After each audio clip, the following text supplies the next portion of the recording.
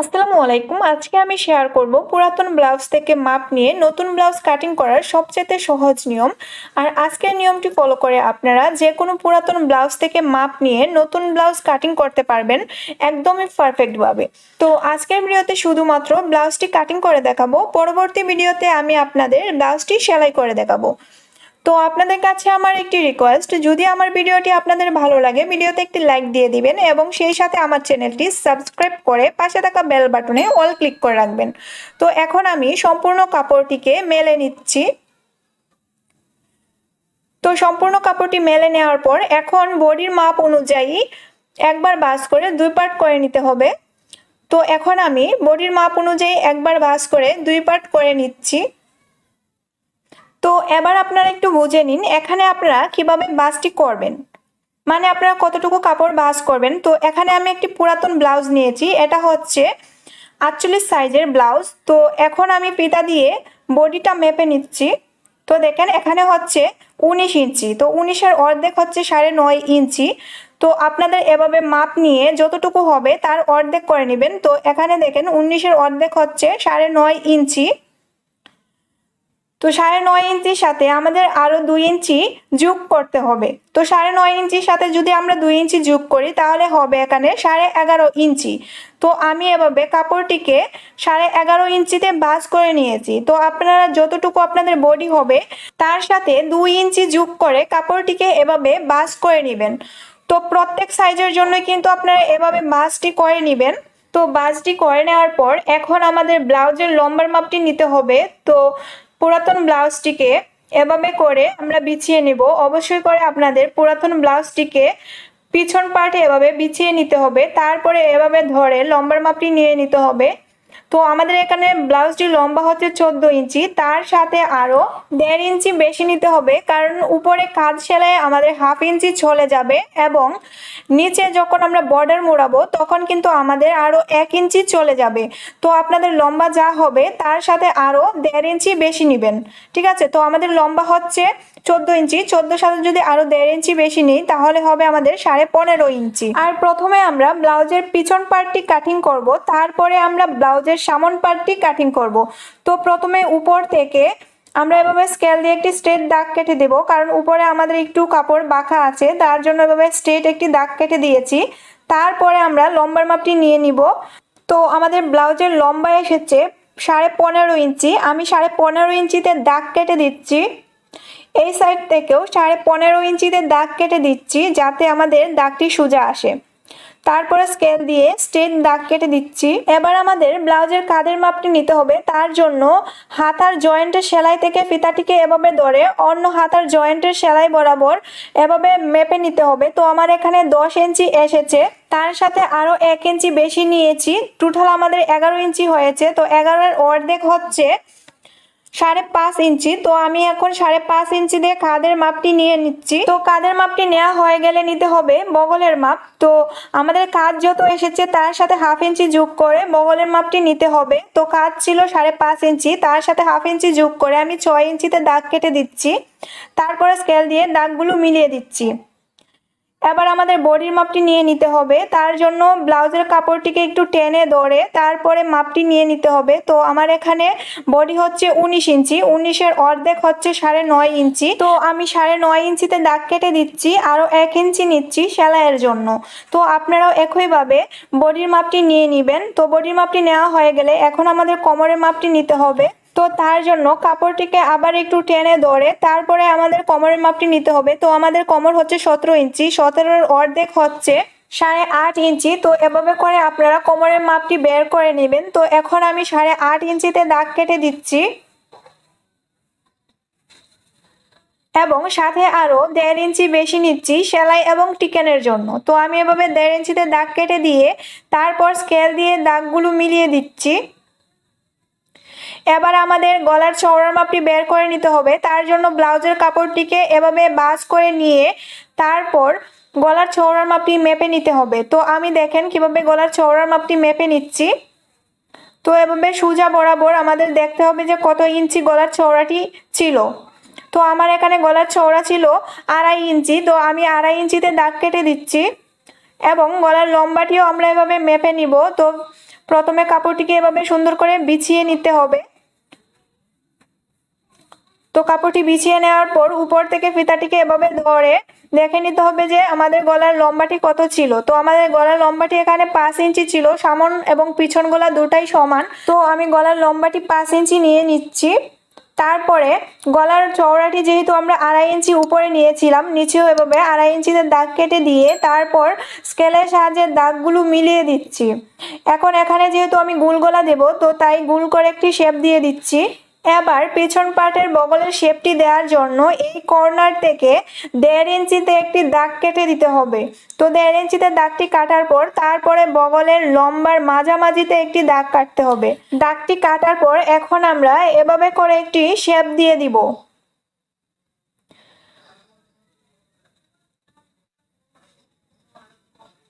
তো শেপটি দেওয়ার পর এখন আমরা দাগ অনুযায়ী কাটিং করে নিব। তো আমি এখন দাগ অনুযায়ী কেটে নিচ্ছি।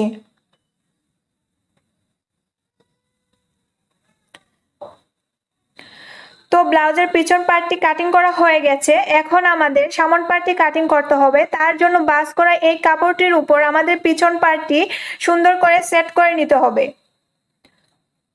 তো এভাবে করে আমি সুন্দর করে সেট করে নিচ্ছি। তো সেট করে নেওয়ার পর এখন দেখেন আমাদের পিছন পার্টটি থেকে সামন পার্টটি 1 ইঞ্চি বেশি রাখতে হবে এই সাইডে।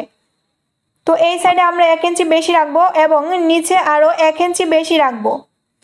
তো আপনারা মনে রাখবেন আপনাদের সামন পার্টটি পিছন পার্টটির থেকে নিচের দিকে এবং সাইডে মানে কুলা সাইডটির দিকে 1 ইঞ্চি বেশি রাখতে হবে। তো গলার লম্বাটি এবং চওড়াটি একই থাকবে, কারণ আমি সামন পার্ট এবং পিছন পার্টের গলার লম্বা একই রাখবো। তো এখন আমরা দাগ অনুযায়ী কাটিং করে নিচ্ছি। তো আমাদের কাটিংটা হয়ে গেছে। এখন আমরা টিকেনগুলো দিয়ে নিব। তো সামন পার্ট এবং পিছন পার্ট দুটি পার্টে একসাথে করে বন্ধ সাইড থেকে 4 ইঞ্চিতে দাগ কেটে দিব এবং দাগটি সামন পার্ট এবং পিছন পার্ট দুটি পার্টে এভাবে করে দিয়ে দিব। তো দাগটি দেওয়ার পর উপর থেকেও আমরা 4 ইঞ্চিতে দাগ কেটে দিব। তারপর দাগটি স্ট্রেটভাবে মিলিয়ে দিব। তো দাগটি মেলানোর পর উপরের দিকে আমরা 6.5 ইঞ্চিতে দাগ কেটে দিব। এটি হচ্ছে আমাদের পিছন পার্টের টিকেনের জন্য, তাই পিছন পার্ট থেকে 6.5 ইঞ্চি উপরে দাগটি কেটে দিচ্ছি। এখন আমরা দাগের মাঝখান থেকে এই সাইডে 1/2 ইঞ্চি এবং এই সাইডে মানে দুই সাইডে 1/2 ইঞ্চি করে দাগ কেটে তারপর টিকেনটা দিয়ে দিচ্ছি। তো এখন আমরা কাপড়টিকে এভাবে করে মেলে নিব। মেলে নেওয়ার পর এভাবে করে মাঝখান দিয়ে বাস করে টিকেনের চাপগুলা অপর দিকে বাসিয়ে নিব। তো এভাবে করে বাস করে দিচ্ছি। তারপরে কাপড়টির মাঝে একটু চাপ দিয়ে দিচ্ছি। চাপ দিয়ে দেওয়ার কারণে কিন্তু আমাদের টিকেনের চাপটা অন্য পাশে উঠে যাবে আর আমরা খুব সহজেই টিকেনগুলো এঁকে নিতে পারবো। তো এখন আমি টিকেনটা এঁকে নিচ্ছি।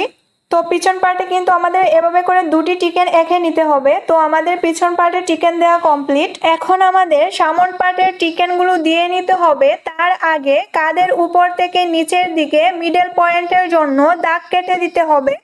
তো আপনারা যখন 30 থেকে 34 সাইজের জন্য ব্লাউজটি তৈরি করবেন তখন আপনারা মিডল পয়েন্ট নেবেন 9 ইঞ্চি, আর যখন আপনারা 38 থেকে 38-এর উপরে যত সাইজ আছে তার জন্য মিডল পয়েন্ট নেবেন 10 ইঞ্চি। তো 10 ইঞ্চিতে আমি দাগ কেটে দিয়েছি। তো 10 ইঞ্চিতে দাগটি কাটার পর এখন আমাদের বন্ধ সাইড থেকে 4 ইঞ্চিতে মিডল পয়েন্ট বরাবর দাগ কেটে দিতে হবে। তো 4 ইঞ্চিতে মিডল পয়েন্ট বরাবর দাগটি কেটে দিয়েছি। এবার আমাদের নিচের দিকেও 4 ইঞ্চিতে এভাবে করে দাগ কেটে দিতে হবে। তারপর দাগগুলো মিলিয়ে দিতে হবে। তো আমি এখন দাগগুলো বক্সের মতো করে মিলিয়ে নিচ্ছি।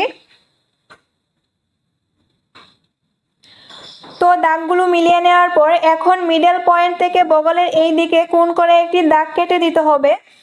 তো এখন আমি স্কেলের সাহায্যে কোণ করে দাগটা টেনে দিচ্ছি। তো দাগটি টেনে দেওয়ার পর এখন আমাদের এখান থেকে উপরের দিকে 3.5 ইঞ্চিতে একটি দাগ কেটে দিতে হবে। তো 3.5 ইঞ্চিতে দাগটি কাটার পর মিডল পয়েন্টের সাথে দাগটি মিলিয়ে দিতে হবে। আর একটি কথা, আমি যেভাবে দাগগুলো দিয়ে দিচ্ছি আপনারা কিন্তু সব সাইজের জন্য এভাবে করে দাগগুলো দিয়ে নেবেন, ঠিক আছে? তো চারটি দাগ এভাবে টেনে দেওয়ার পর এখন আপনাদের মিডল পয়েন্ট থেকে টিকেনের জন্য দূরত্বের মাপ নিতে হবে। তো মিডল পয়েন্ট থেকে টিকেনের জন্য দূরত্বের মাপ আপনারা কিভাবে নেবেন?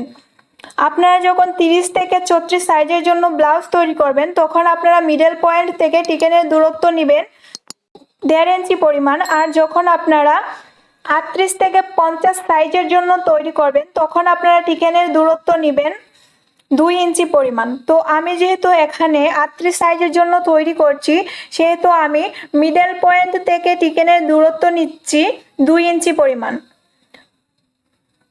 তো আমি এখন 2 ইঞ্চিতে দাগ কেটে দিচ্ছি। 4টি টিকেনেই আমি এভাবে 2 ইঞ্চিতে দাগ কেটে দিচ্ছি। তো 2 ইঞ্চিতে দাগটি কাটার পর এখন আমরা টিকেনের জন্য টিকেনের শেপগুলো দিয়ে নিব। তো নিচের টিকেনটার জন্য আমরা 2 সাইডে হাফ ইঞ্চি করে দাগ কেটে তারপর টিকেনটি কোণ করে মিলিয়ে দিব এবং এই টিকেনগুলো আমরা 2 সুতা করে 2 সাইডে দাগ কেটে তারপর দাগগুলো এভাবে টিকেনের মাপ অনুযায়ী মিলিয়ে দিতে হবে। তো আমি এভাবে মিলিয়ে দিয়েছি। এখন আমাদের এই সাইডে তালপাটের জন্য অংশ কাটিং করে নিতে হবে। তো আমি এখানে হাফ ইঞ্চি পরিমাণ কাপড় কেটে নিচ্ছি। তো তালপাটটি কাটিং করা হয়ে গেছে। এবার আমি সাইডে বেঁচে যাওয়া কাপড় দিয়ে হাতা কাটিং করে নিব। তার জন্য কাপড়ের দুটি মাথা একসাথে করে মাঝখানে একবার ভাঁজ দিয়ে 2 পার্ট করে নিয়েছি, দেন আরো একটি ভাঁজ দিয়ে টোটাল 4 পার্ট করে নিয়েছি। তারপর উপরের আঁকা বাঁকা কাপড়টি ফেলে দেওয়ার জন্য এভাবে করে স্ট্রেট দাগ কেটে দিয়েছি। তো আমি যে সাইডে আছি সেটা হচ্ছে বন্ধ এবং অপর পাশটি হচ্ছে খোলা। এখন আমরা এখান থেকে নিচের দিকে 3 ইঞ্চিতে হাতার ডাউন দিব।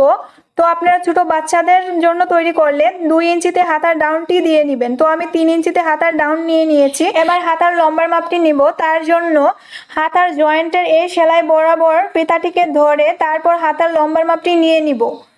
তো এভাবে করে সেলাই বরাবর ফিতাটিকে ধরে হাতার লম্বার মাপটি নিয়ে নিচ্ছি। তো এখানে আমাদের হাতার লম্বা হচ্ছে 6 ইঞ্চি। তো আমি এর চেয়ে আরো 1 ইঞ্চি বেশি নিব। তো তার জন্য আমি এখানে হাতার লম্বাটি নিচ্ছি 7 ইঞ্চি। তো হাতার লম্বা আপনারা যতটুকু নেবেন তার সাথে আরো 1.5 ইঞ্চি কাপড় বেশি নেবেন, 1.5 অথবা 2 ইঞ্চি কাপড় বেশি নিয়ে নেবেন, ঠিক আছে? তো আপনাদের হাতার লম্বা যতটুকু হবে তার থেকে 1.5 অথবা 2 ইঞ্চি কাপড় বেশি নেবেন। তারপর আমি হাতার লম্বাটি নেওয়ার পর এভাবে করে স্ট্রেট করে একটি দাগ কেটে দিয়েছি। এখন আমরা হাতার মুহুরির মাপটি নিব। তো আমার এখানে হাতার মুহুরি হচ্ছে 6 ইঞ্চির থেকে 2 সুতা পরিমাণ বেশি। তো আমি এখন হাতার মুহুরি মাপটি এখানে দিয়ে নিচ্ছি। তো তার সাথে আরো 1 ইঞ্চি নিচ্ছি সেলাইয়ের জন্য। তো এবার আপনারা একটু কথা লক্ষ্য করেন যে আমরা এখানে হাতার কাপড় কতটুকু ভাঁজ করেছি। তো আপনাদের ব্লাউজের বগল যা ছিল তার সাথে আরো 2 ইঞ্চি বেশি নেবেন। তো আমাদের ব্লাউজের বগল ছিল 6 ইঞ্চি, তার সাথে আমি আরো 2 ইঞ্চি বেশি নিয়েছি। তো এখানে আমার টোটাল 8 ইঞ্চি কাপড় ভাঁজ করে নিয়েছি, দেখেন। তো আশা করি আপনারা বুঝতে পেরেছেন। তো এখন আমি এভাবে করে একটি শেপ দিয়ে নিচ্ছি।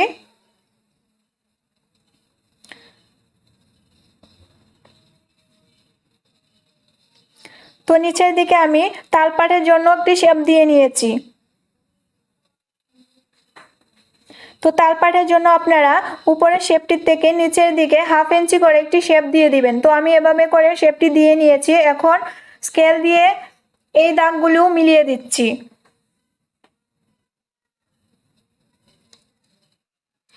তো দাগগুলো মিলানো হয়ে গেছে। এখন আমরা দাগ অনুযায়ী কাটিং করে নিচ্ছি।